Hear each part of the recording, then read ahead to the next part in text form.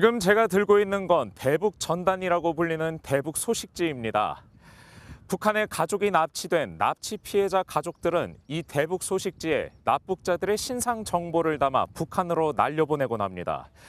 그런데 최근 경기도에서는 이러한 행위가 북한의 도발을 자극할 수 있다며 제재에 나서고 있습니다. 이제는 대정부 차원의 법적 제재 논의가 진행되고 있는 상황에서 납북 피해자 가족들은 왜 대북 소식지를 북한에 날려보내려고 하는 것일까요? 그 속사정을 알아봤습니다. 경기도 의정부시에서 살고 있는 이순남 씨. 1934년 평양에서 태어났지만 한식당을 하던 남편 장기영 씨를 만나면서 4자녀와 함께 의정부에 터를 잡고 살아왔습니다. 가족과 밝은 미래를 꿈꾸며 살던 이 씨에게 청천벽력 같은 소식이 날아든 건 1969년. 자신의 식당 종업원의 일을 도와준다며 주문진으로 떠났던 남편과 나눈 통화가 마지막이 될 줄은 꿈에도 몰랐습니다.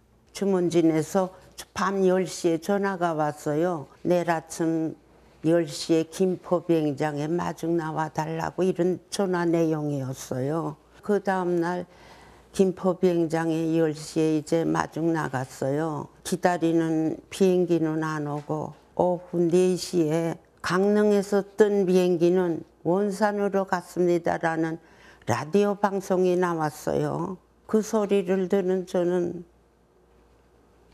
하늘이 무너지는 듯한 느낌을 받았습니다. 당시 강릉에서 서울로 가던 비행기를 북한 간첩 조창희가 납치한 것으로 알려지면서 탑승자 대부분이 3개월 만에 송환됐지만 이 씨의 남편 장기영 씨는 끝내 돌아오지 못했습니다. 57년의 세월 동안 남편의 행방을 찾기 위해 백방으로 뛰었지만 돌아온 건 아무것도 없었습니다. 그러고 종업원은 송환이 됐는데 만나도 못 봤습니다. 정부에서 만나지 못하게 하더라고요. 아버지 소식 전혀 모릅니다. 그 종업원 분하고 예, 연락이 없고 아주 만나지를 못하겠으니까요. 지금도 모르시네요. 그러면 그때 당시 그걸로 끝났습니다.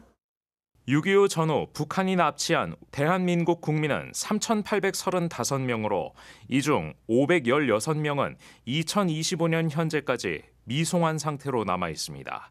해외에선 26명의 우리 국민이 납치될 정도로 북한에 의한 국제적인 범죄가 자행됐음에도 간첩에게 포섭됐을지 모른다며 납치 피해자 가족들은 정부 지원은커녕 감시와 고문 속에 반세기 넘게 숨죽이며 살아왔습니다. 납치 피해자의 상당수는 한 가족의 가장이자 누군가의 자녀였던 국민들로 가족들은 피해자들이 북한에 납치된 사실조차 알지 못한 채 수십 년을 보냈습니다. 82년도인가 80 몇 년도에 그 간첩선을 안내해 주던 사람이 체포된 적이 있는데 그 사람 조사 때 이 내용이 고등학생들 납치한 내용이 나왔었다라고 하더라고요. 근데 정부에서는 아무 말도 안 했던 거죠. 통화를 한다든지 얼굴을 본다든지 어떤 것도 없었죠.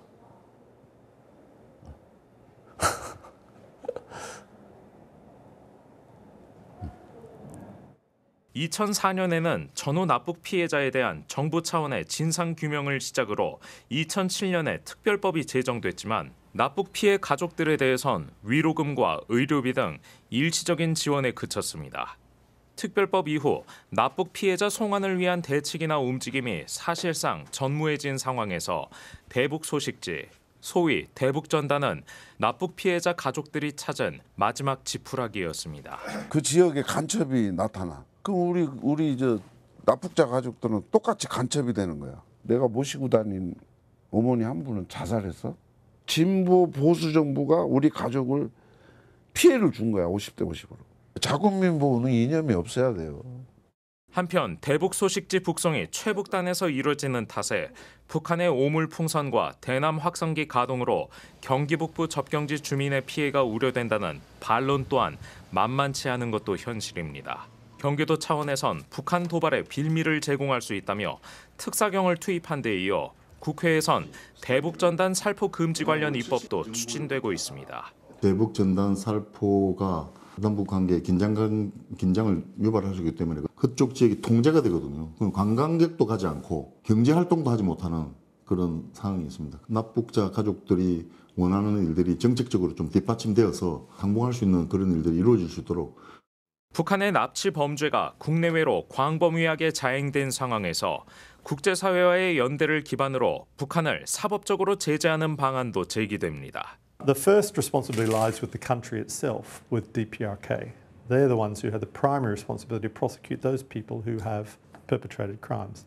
But if that country doesn't do it, then the international community has an obligation to step up. One is for member states, other states, to launch investigations if they have the right jurisdiction, if they have laws that say we can prosecute for things that happened in DPRK. And many states have that, including the Republic of Korea. 반세기 넘도록 기약 없는 송환을 기다리고 있는 납북 피해자 가족들이 바라는 건 단 하나, 우리 사회의 관심입니다. 국가가 존재하는 것도 사회가 존재하고 사회 공동체가 이끌어가야 되는 게 뭐예요? 개인의 자유와 개인의 인권. 그게 가장 큰 대의라고 나는 생각하는데. 때는 너무나도 늦었지만은 정부에서도 조금 관심을 가져줬으면 하는 그 마음이 간절합니다. 딜라이브 뉴스 박영찬입니다.